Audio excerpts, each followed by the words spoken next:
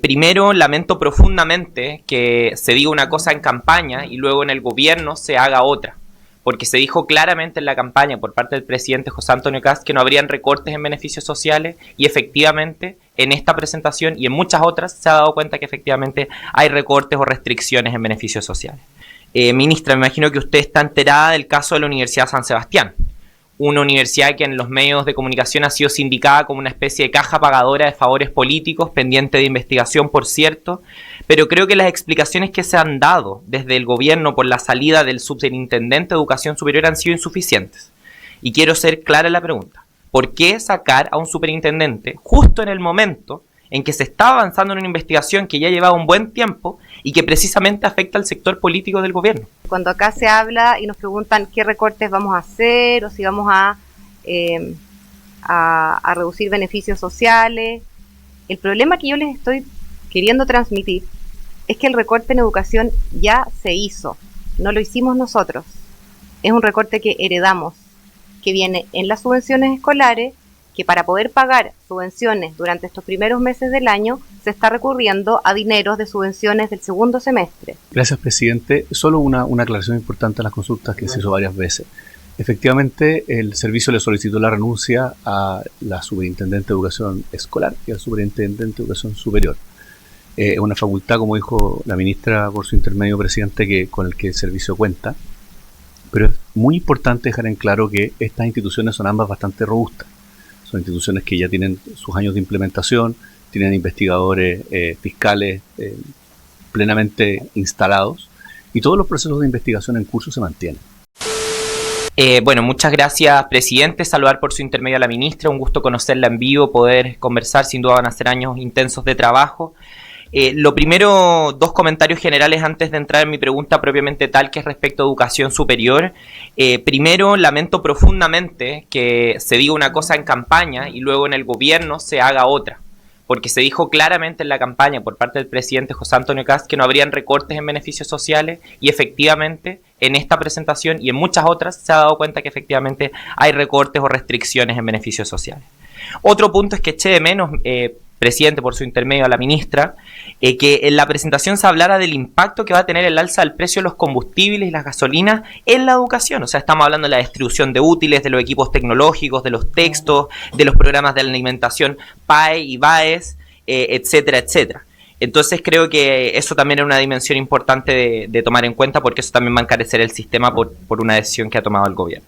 Ahora, respecto a la educación superior, ministra. Ministra, me imagino que usted está enterada del caso de la Universidad San Sebastián, una universidad que en los medios de comunicación ha sido sindicada como una especie de caja pagadora de favores políticos, pendiente de investigación, por cierto, pero creo que las explicaciones que se han dado desde el gobierno por la salida del superintendente de Educación Superior han sido insuficientes. Y quiero ser clara en la pregunta. ¿Por qué sacar a un superintendente justo en el momento en que se está avanzando en una investigación que ya llevaba un buen tiempo y que precisamente afecta al sector político del gobierno? Porque estamos hablando de las contrataciones de Marcela Cubillos, de Agustín Esquella, presidente del Partido Republicano, exfiscal Guerra, etcétera, etcétera, etcétera. Entrando en otro tema, esta universidad se financia sobre todo a través del CAE. Me pregunto yo, ¿por eso quieren mantener un sistema de financiamiento completamente fracasado? ¿Es por la flexibilidad que ofrece para estas operaciones oscuras? El FES, que era una propuesta del gobierno anterior, tenía medidas de transparencia para las universidades. Me gustaría saber, ministra, ¿cuál es su propuesta en torno al CAE? Entiendo que es endurecerlo. Yo leí su entrevista en el Mercurio y efectivamente por ahí iba la dirección. Pero el CAE no da para más. El CAE es un despilfarro de recursos del Estado. Se veía en la presentación y creo que lo más óptimo para precisamente ahorrar fiscalmente sin cargarle la mochila a quienes menos tienen es hacer más eficiente ese sistema de financiamiento. Entonces creo que ahí hay una cuestión de darle un objetivo de darle alivio a los bolsillos de las familias que viven acogotados por el CAE y también aliviar el problema de recaudación fiscal. Eso precisamente apuntaba el FES y me gustaría escuchar cuáles son sus propuestas. Por último, respecto a este tema, me gustaría saber la opinión del gobierno respecto a la existencia de un plan de condonación de las deudas educativas. Porque quiero recordar que en esta comisión, en el periodo pasado, el subsecretario Rodríguez, que vino en calidad de investigador a opinar, valoró positivamente el plan de condonación. Entonces quería saber cuál es la posición del gobierno. ¿Es la posición que tenía el subsecretario como investigador? ¿O es otra posición? ¿Cambiaron? ¿Mantienen? Etcétera, etcétera. Una reflexión final.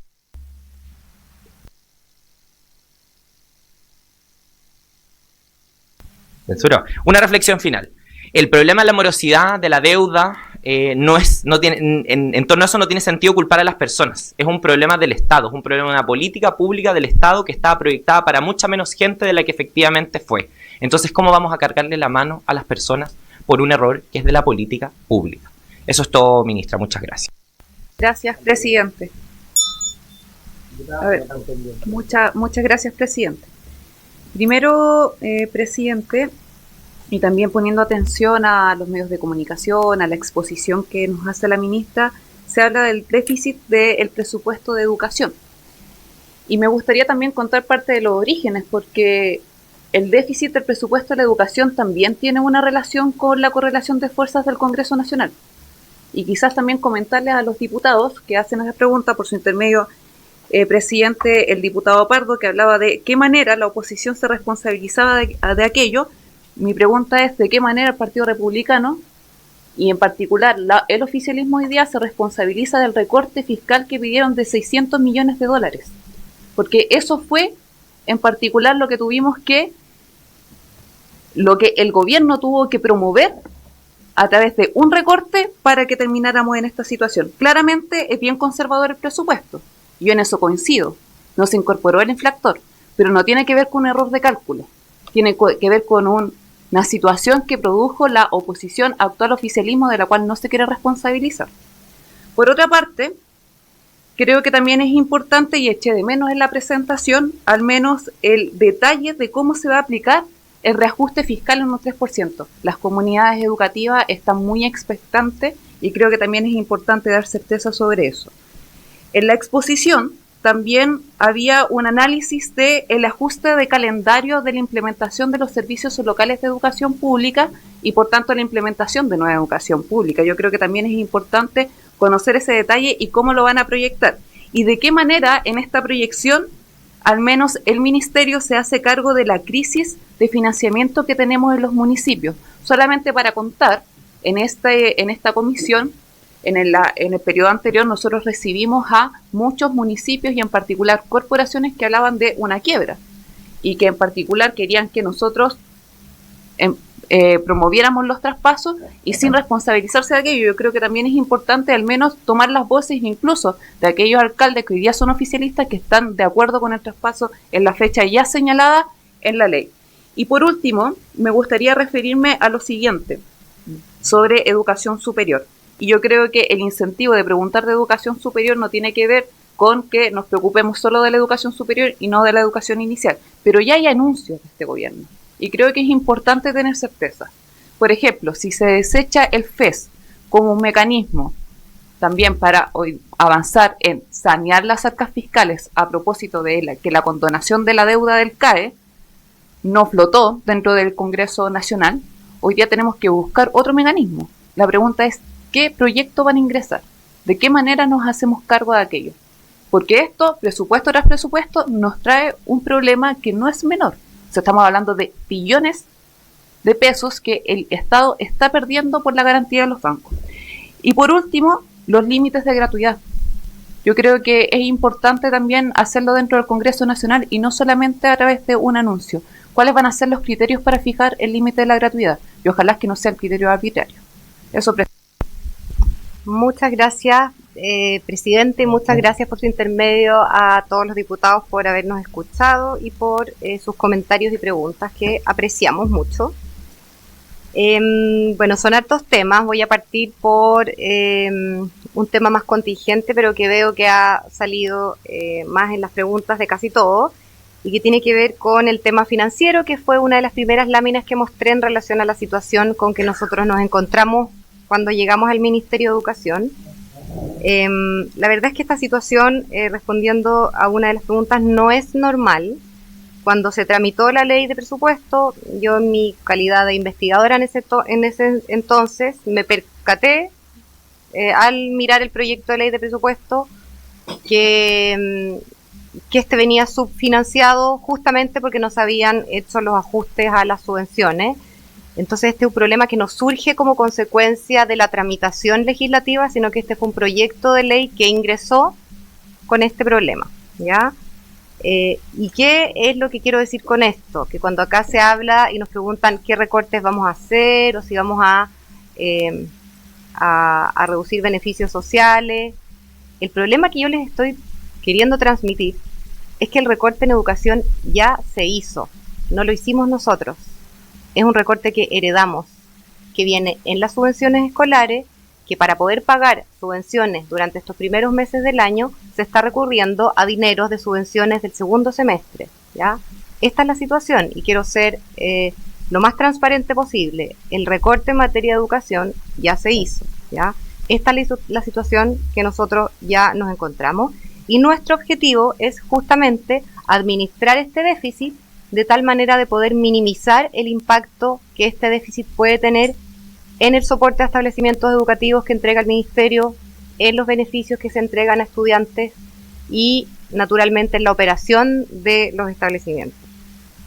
Estamos primero haciendo un ejercicio de identificar cuáles son los ámbitos que son importantes para nosotros y en los cuales falta dinero. Una vez haciendo ese ejercicio, parte de eso lo mostré acá. Lo que estamos haciendo ahora, y no tenemos los resultados todavía, es examinar de manera muy profunda y cuidadosa los programas que ya existen, cuáles tienen subejecuciones en los años anteriores, cuáles tienen evaluaciones o monitoreos que dan cuenta de espacios de reducción del gasto, de tal manera justamente, de nuevo, con el propósito de no recortar beneficios que sean valiosos para la ciudadanía en términos del impacto que generan, ¿ya? Y estamos haciendo ese ejercicio, y no es un ejercicio fácil, pero es un ejercicio que lo estamos haciendo con responsabilidad, no porque queramos, sino porque la situación lo amerita. Acá no se puede comprometer financiamiento para todo porque los recursos no son infinitos, ¿ya? Y nosotros no tenemos ningún problema en decir que estamos haciendo este esfuerzo, que lo vamos a hacer de manera responsable y que vamos a resguardar el cuidado con que los recortes no vayan orientados a esos beneficios importantes que valora la población, ¿ya? ¿Por qué el cobro del CAE es importante? Y acá la diputada Charpentier, presidente por su intermedio, hace una pregunta que permite visibilizar el problema para el país que implica que hayan deudores del CAE en condiciones de pagar que no estén devolviendo sus deudas, ¿ya? Para tener un orden de magnitud, hoy día aproximadamente 740.000 millones corresponde a la deuda de personas que tienen ingresos superiores al 1,5 millones de pesos y que no están pagando, ¿ya? Eso quiere decir que con esos recursos nosotros podríamos hacer frente a todo el déficit que tenemos en el presupuesto de educación y más, ¿ya? Para tener un orden de magnitud de cuál es el déficit que estamos teniendo producto de el no cobro de deudas que corresponde pagar, ¿ya?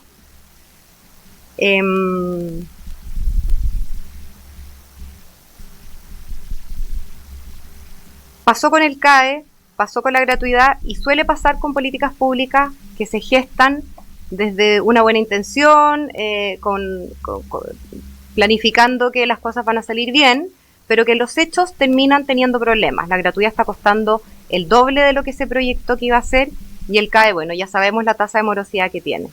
También pasó con la ley de inclusión, que fue una materia que también se tocó en algunas de las preguntas. Y quisiera referirme al caso que mencionan, por su intermedio, presidente, respecto a un colegio que estaría pasando particular pagado, porque este es un ejemplo de cuando se hacen modificaciones normativas que tienen un propósito, pero que tienen un efecto contrario al deseado. El objetivo de la ley de inclusión fue mejorar las oportunidades de acceder a una educación de calidad y estableciendo para ello gratuidad y facilitando el acceso.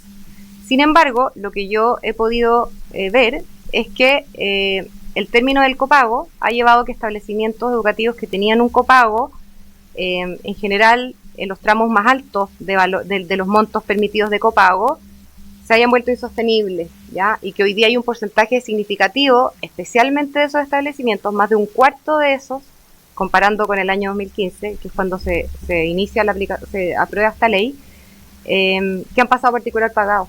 Entonces esta situación que están exponiendo es algo que ha pasado realmente, y este es un caso más que se suma a situación de colegios que producto de una reforma que tuvo un propósito, pero no la logra y termina finalmente reduciendo en lugar de extendiendo o ampliando las opciones educativas para la familia. Y la verdad es que eso, de nuevo, es un dato de la causa, es algo con lo que nosotros nos topamos, ¿ya? Pero lo que nosotros sí podemos hacer es facilitar, que este sea un ministerio que facilite, que reduzca la burocracia, que reduzca especialmente lo que uno podría llamar como la permisología educacional, que son todas aquellas dificultades que existen para poder abrir nuevos niveles cuando se trata de establecimientos educativos que ofrecen educación de calidad y también que pueden abrir nuevos niveles, nuevos cursos y nuevos colegios también. Respecto al sistema de admisión escolar, esto efectivamente es un tema que es prioritario para nosotros, que lo mencioné en la presentación. Acá hay un diagnóstico que a mí me parece que es un buen punto de partida, que es el que mencioné, que es el diagnóstico de la mesa técnica en la cual tuve la oportunidad de participar, y que acá se identifican ciertos aspectos positivos del sistema vigente del SAE, que nosotros creemos que vale la pena resguardar, mantener, pero, y en particular, probablemente hay dos materias que son las que más nos preocupan de este sistema. Uno tiene que ver con el nulo espacio que hoy día existe para poder reconocer el mérito académico. Un sistema de admisión no puede no reconocer el mérito académico porque está dando la señal correcta que necesitamos dar al sistema y a los estudiantes y a las familias. Y por lo tanto, ese es uno de los cambios que nosotros vamos a incorporar. Y por otro lado, necesitamos incorporarle más flexibilidad a un sistema que se ha visto es excesivamente rígido y que impide que los directores escolares puedan responder a contingencias, circunstancias, problemas que se producen al momento de la admisión, que llegan las familias a pedirle ayuda porque necesitan un cupo en ese colegio y el director tiene las manos atadas hoy día y no tiene absolutamente ninguna facultad. O sea, el SAE es un sistema que, con el propósito de eliminar los espacios para prácticas, digamos, discriminatorias, terminó eliminando también cualquier espacio para entregar facultad a los directores escolares para que puedan responder a situaciones que sí son necesarias, a las cuales él tenga algún tipo de atribución. Y esos son principalmente dos materias que nosotros vamos a incorporar en el proyecto de modificación del sistema de admisión.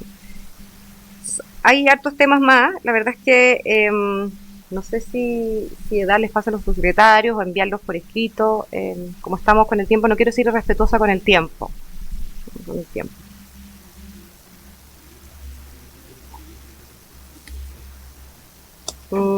Y preguntaron también por los SLEP. Se ha dicho mucho sobre el tema de los SLEP y yo acá lo que quiero transmitir es que nosotros venimos con prudencia a abordar este tema. Tenemos clarísimo, y esto está identificado en los informes del Consejo Evaluador de la puesta en marcha de la educación pública, está que a mí también tuve la oportunidad de participar un tiempo en ese consejo, y desde los primeros informes de esa comisión que ya se enumeraban los problemas que hoy día sabemos que tienen los SLEP, que es un servicio público, tratando de ser sostenedor educativo, por lo tanto ahí hay muchas inconsistencias. Nosotros somos conscientes de que hay SLEP que ya están instalados, que tienen colegios, que tienen niños en esos colegios, ¿ya? Y por lo tanto nosotros nos debemos a esos niños ya comprometernos con mejorar la gestión de los SLEP que existen de tal manera de poder ofrecer a esos niños y a esas familias las mejores oportunidades educativas que se puedan, ¿ya? Y estamos trabajando para eso. Y hacia adelante tenemos que evaluar no solamente las posibilidades en función mirando los SLEP que ya existen, sino que también mirando la situación que se mencionó acá también, sobre la situación, digamos, de las deudas o la situación financiera de los municipios.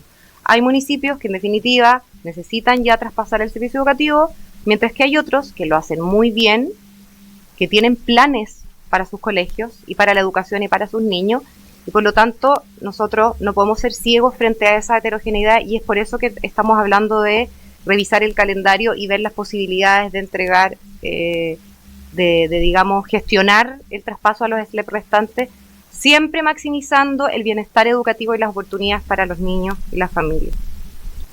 Respecto al superintendente de educación superior y al caso que acá se ha hablado, ese es un proceso que está en curso. A mí no me corresponde referirme a un proceso que no está terminado, naturalmente, y al superintendente de educación superior se le ha pedido la renuncia, que es parte de las facultades que existen, y por lo tanto esa sería la situación, digamos.